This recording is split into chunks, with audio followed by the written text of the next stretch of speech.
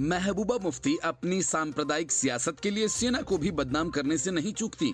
ऐसे ही एक मामले में महबूबा मुफ्ती ने अमरनाथ यात्रा से ठीक पहले बिना किसी सबूत के सेना के खिलाफ एक पोस्ट लिखकर वे फंस गईं। महबूबा मुफ्ती ने लिखा था कि सेना के 50 जवानों ने पुलवामा के एक मस्जिद में घुसकर मुस्लिम युवकों को जय श्री राम के नारे लगाने को मजबूर किया।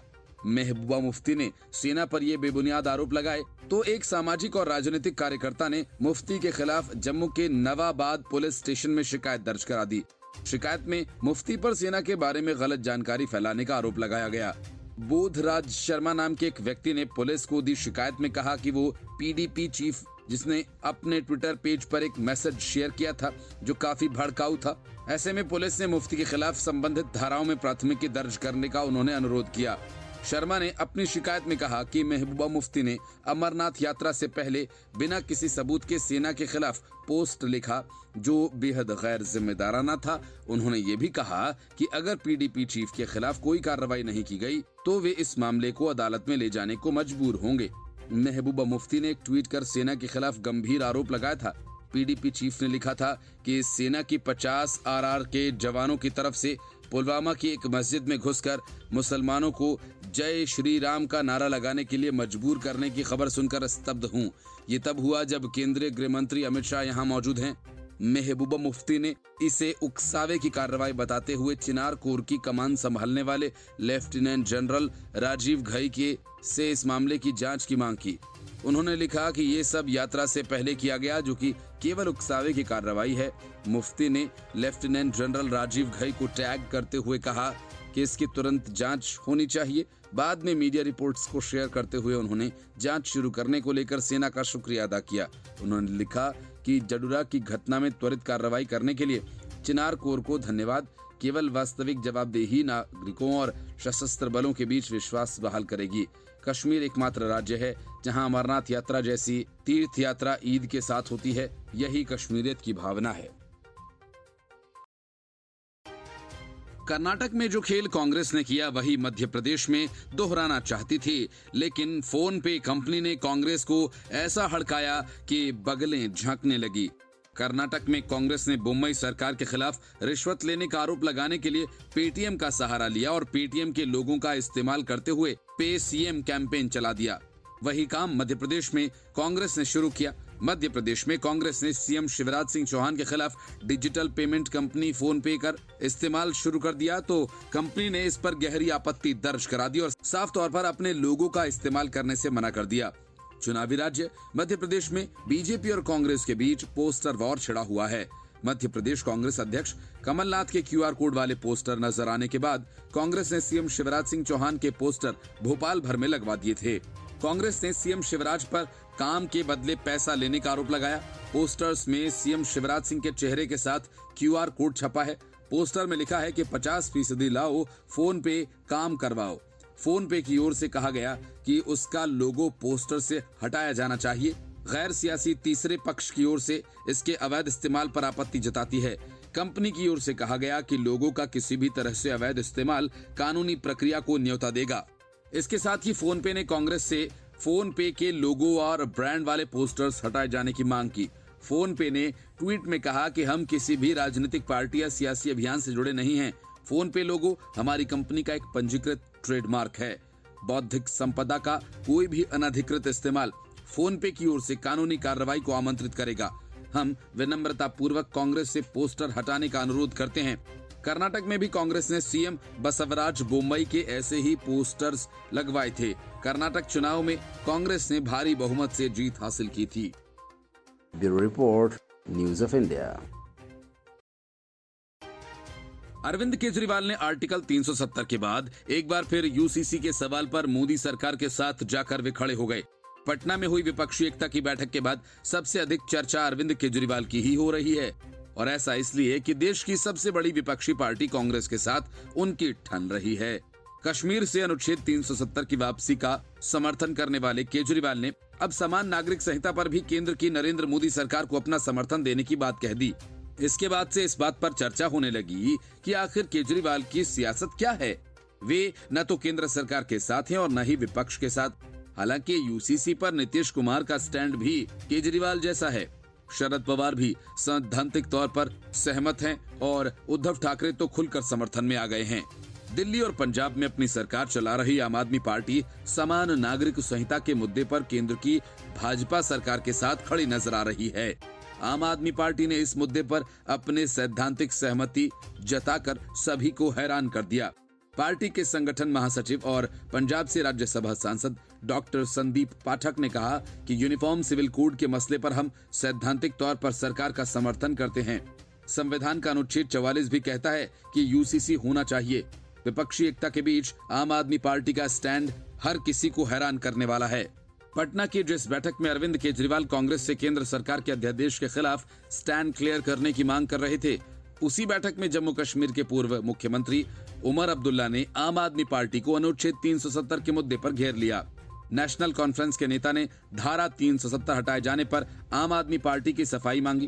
केजरीवाल ने जम्मू कश्मीर से धारा 370 हटाने के केंद्र के फैसले का समर्थन किया था। उमर अब्दुल्ला सहित विपक्ष के कई दल इसके खिलाफ थे। इसी बैठक में महबूबा मुफ्ती ने भी केजरीवाल के अगस्त 2019 के उस स्टैंड पर उन्हें याद दिलाया। उन्होंने कहा कि जब कश्मीर के अनुच्छेद 370 को हटाए जाने के लिए सभी विपक्षी दल विरोध कर रहे थे, आम आदमी पार्टी साथ खड़ी थी। अरविंद केजरीवाल केंद्र सरकार का विरोध भी करना चाहते हैं, लेकिन अपनी एक अलग पहचान स्थापित करते दिख रहे हैं। इसका सबसे बड़ा कारण यह है कि कई राज्यों में धीरे धीरे उनकी पार्टी कांग्रेस का विकल्प बनती जा रही है। पहले दिल्ली में देश की सबसे पुरानी पार्टी को सत्ता से बेदखल किया, जिसके बाद पंजाब में भी कांग्रेस को हराकर अपनी सरकार बनाई। गुजरात में भी कांग्रेस को बड़ा झटका दिया। इसका सीधा फायदा भाजपा को हुआ। अब राजस्थान, मध्य प्रदेश और छत्तीसगढ़ में विधानसभा चुनाव होने वाले हैं। अरविंद केजरीवाल की पार्टी तीनों ही राज्यों में विधानसभा चुनाव लड़ने की तैयारी कर रही है। केजरीवाल खुद इन राज्यों में रैली कर चुके हैं। Bureau report, news of India. Congress ने टीएस सिंहदेव से 2.5 साल के सीएम के फॉर्मूले का वादा किया था। 4.5 साल तक भूपेश बघेल ने टीएस सिंहदेव को किनारे लगाकर रखा। अब चुनाव की गिनती के 3-4 महीने बचे तो टीएस सिंहदेव को डिप्टी सीएम बनाकर कांग्रेस ने अपनी पीठ ही थपथपा ली कि छत्तीसगढ़ का मसला तो सुलझ गया। डिप्टी सीएम का पद कोई संवैधानिक पद नहीं होता है। पता नहीं इस झुंझुने को लेकर टीएस सिंहदेव बल्लियों उछल रहे हैं या फिर नहीं, लेकिन मल्लिकार्जुन खड़गे खुश हैं। अब बारी राजस्थान की है। खबर यह है कि कांग्रेस कार्य समिति में सचिन पायलट को शामिल कर उन्हें भी संतुष्ट कर दिया जाएगा। सबसे बड़ी बात ये कि जिस प्रियंका वाड्रा ने एक भी चुनाव नहीं लड़ा, वो अब पूरे देश में कांग्रेस को चुनाव लड़वाएंगी। जो सचिन पायलट सीएम बनने के लिए सालों से बगावती तेवर दिखा रहे हैं, वो कार्य समिति में आकर खुश हो जाएंगे। कांग्रेस वर्किंग कमेटी के नए सदस्यों का ऐलान जुलाई के पहले सप्ताह में हो सकता है। खबर है कि इस दौरान बड़े फेरबदल के आसार हैं। एक ओर जहां राष्ट्रीय अध्यक्ष मल्लिकार्जुन खड़गे राजस्थान कांग्रेस में शांति बहाली के लिए सचिन पायलट को वर्किंग कमेटी में जगह दे सकते हैं, लेकिन बड़ी बात यह कि खड़गे अपने खिलाफ अध्यक्ष पद का चुनाव लड़ने वाले शशि थरूर को निकाल बाहर करने जा रहे हैं। हालांकि आधिकारिक तौर पर पार्टी ने इसे लेकर अब तक कुछ नहीं कहा है।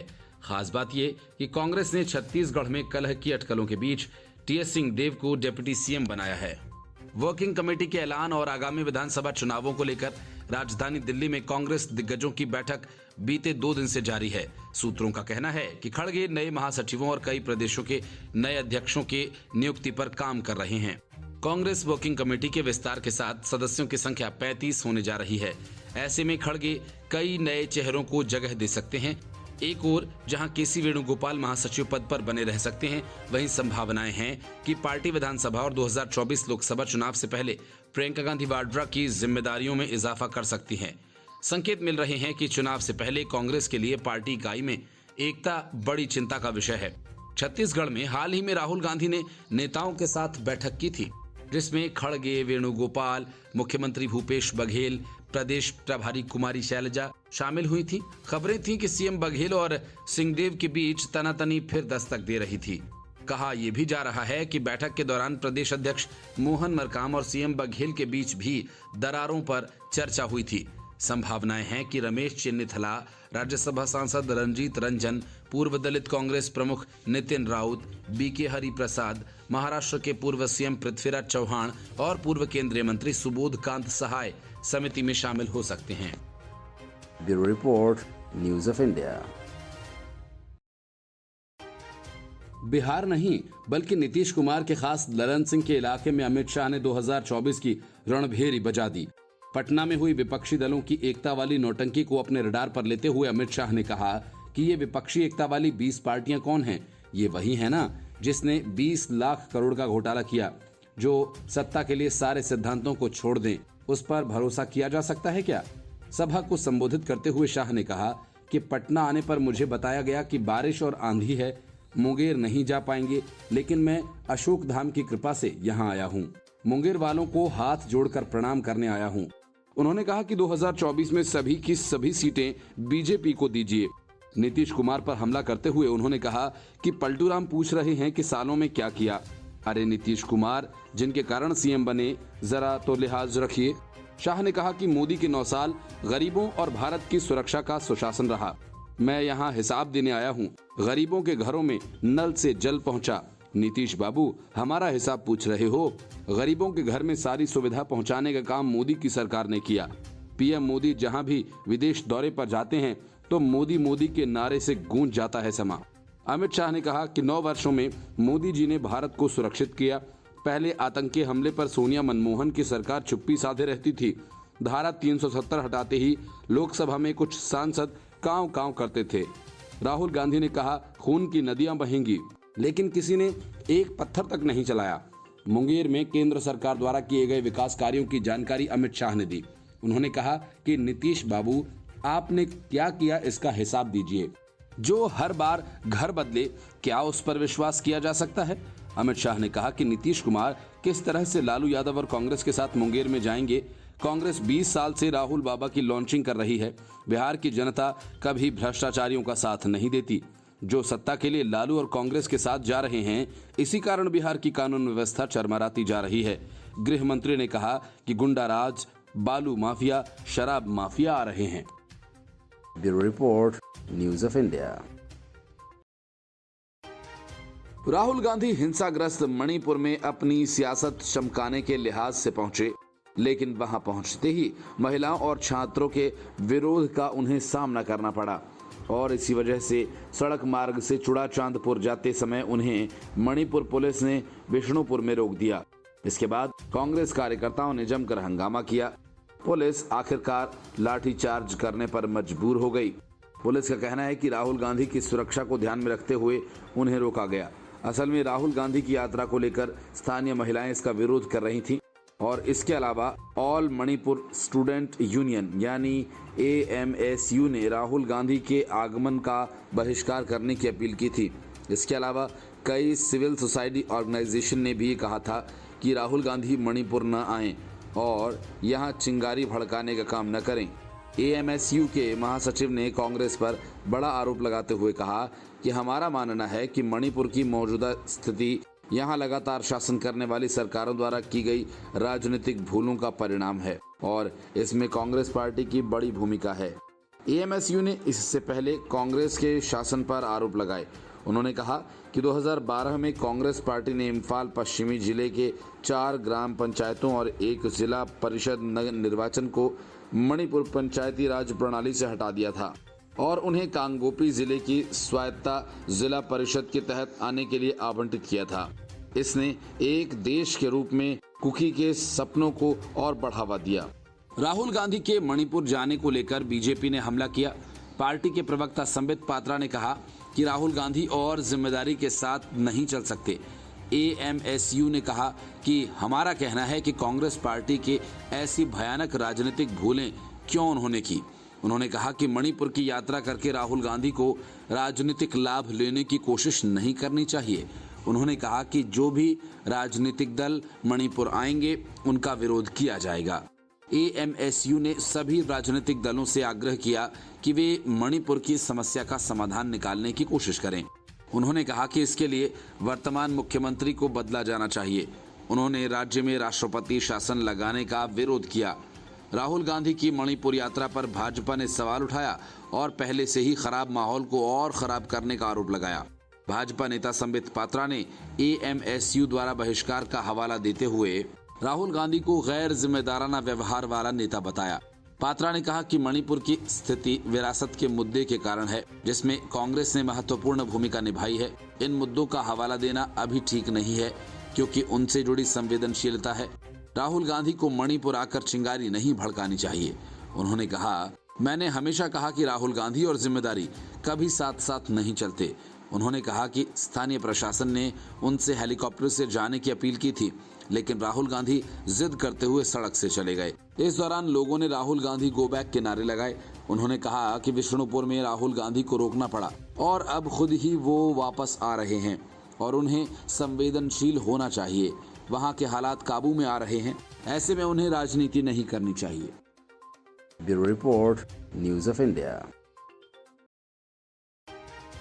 लोकसभा चुनावों में कुछ ही महीने बाकी हैं। बीजेपी ने तो अपनी तैयारियां तेज कर दी हैं। बीजेपी को हराने के लिए कांग्रेस विपक्षी दलों को साथ जोड़ना चाह रही है, लेकिन ये सब फिलहाल मीटिंग के दौर में है। लेकिन सीटों के हिसाब से सबसे बड़े राज्य में कांग्रेस की तैयारियों पर सवाल खड़े होने लगे हैं। यूपी में कांग्रेस की राज्य कार्यकारी समिति की घोषणा लंबे समय से लंबित है। यूपी विधानसभा चुनाव तक प्रियंका गांधी काफी सक्रिय थीं, लेकिन उसके बाद करीब 1 साल से वे यहां झांकने तक नहीं आईं। दूसरी तरफ कांग्रेस प्रियंका वाड्रा को पूरे देश में चुनाव लड़वाने की जिम्मेदारी देने जा रही है, लेकिन जो जिम्मेदारी उनके पास पहले से है उसका तो बंटाधार हो गया है। अब सवाल ये है कि क्या कांग्रेस अखिलेश यादव के साथ संभावित गठबंधन की राह देख रही है, या फिर मायावती की, या फिर पूरे यूपी को वो भगवान भरोसे छोड़कर देश जीतना चाह रही हैं। पटना में पिछले दिनों हुई विपक्षी दलों की बैठक में कांग्रेस शामिल थी। अब अगले महीने फिर से एक और बैठक बेंगलुरु में होने जा रही है, लेकिन तमाम राज्यों में सक्रियता के बावजूद यूपी में कांग्रेस ज्यादा एक्टिव नहीं दिखाई दे रही। विधानसभा चुनाव के बाद अजय कुमार लल्लू के प्रदेश अध्यक्ष पद से इस्तीफा देने के बाद कांग्रेस ने दलित वोटों को साधने की रणनीति के तहत प्रदेश कांग्रेस की कमान बृजलाल खाबरी को सौंप दी थी। खाबरी का दावा है कि उन्होंने नई कार्यकारिणी समिति के लिए नाम पार्टी आलाकमान को भेज दिए हैं, लेकिन अभी तक सूची को मंजूरी नहीं दी गई है। पार्टी सूत्रों का कहना है कि आलाकमान इसमें कुछ बदलाव कर सकता है। बृजलाल खाबरी को यूपी कांग्रेस का प्रमुख नियुक्त हुए 9 महीने बाद भी यूपीसीसी को अभी तक अपनी नई समिति नहीं मिली है, लेकिन इसके बावजूद खाबरी विभिन्न मुद्दों पर अभियान की योजना बना रहे हैं। वह अब स्वयं ही संभागीय बैठकें आयोजित कर रहे हैं और जुलाई के पहले सप्ताह में बैठकों के एक और सेट की योजना बनाई है। कांग्रेस के एक वरिष्ठ नेता ने कहा कि जिस तरह से ये चीजें चल रही हैं, ये स्पष्ट है कि प्रियंका ने उत्तर प्रदेश छोड़ दिया है। कुछ लोग कह रहे हैं कि राहुल गांधी की टीम कुछ हद तक कमान संभाल सकती है या उत्तर प्रदेश को पूरी तरह से नया चेहरा दिया जा सकता है। Bureau report, news of India.